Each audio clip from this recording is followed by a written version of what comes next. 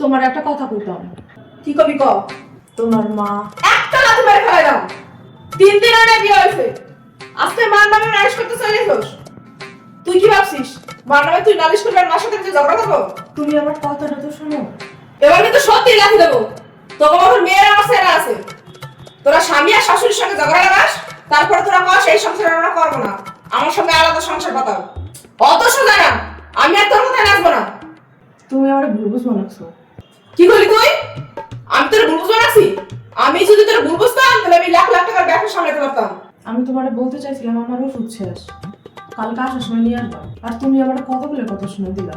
কোর্টে আসামিরা শাস্তি দেওয়ার আগে জজ তার কথা শুনে, তুমি তো আমার কোনো কথা শুনছো না। কথা তো তুই নিজে তো শোনোস। লাগবে ওষুধ, তুই মা দিয়ে কথা শুরু করিস কেন? হ্যাঁ, আসলে তুমি আমার পছন্দ করো না, এই জন্য আমার সফল দেখি বুঝছো। তুই কি রাজি তোর পছন্দ করতে হবে?